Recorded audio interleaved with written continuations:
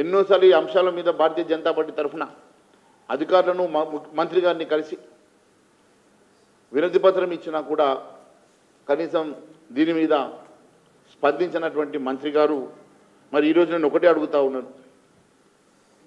ఒక్క సంచి మీద దాదాపుగా 40 కిలోల సంచి మీద 4 కిలోలు ధాన్యాన్ని అధికంగా వేయింగ్ చేస్తున్న సంగతి నేను మంత్రి గారి దృష్టికి తీసుకెళ్ళినా.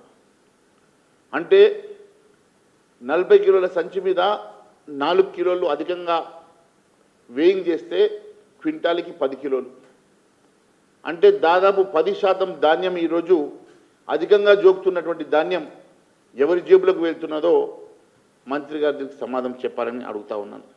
ఎందుకంటే ఈరోజు ఈ రాష్ట్రంలో యాసంగి సీజన్లో 130 లక్షల టన్నుల వరి ధాన్యం ఉత్పత్తి అవుతుంది.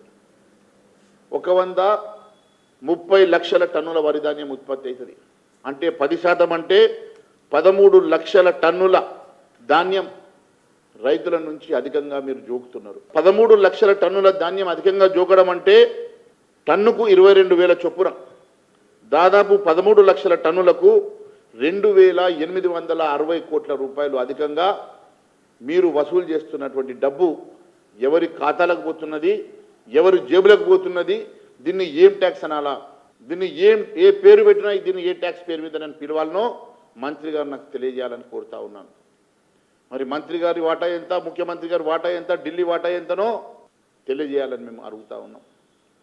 ఈ రకంగా ఈ రాష్ట్రంలో రైతులు పండించిన ధాన్యం మీద కూడా 1,000 కోట్ల రూపాయలు అధికంగా ప్రతి సీజన్లు, అంటే 2 సీజన్లు కలిపితే దాదాపుగా 6,000 కోట్ల రూపాయలు.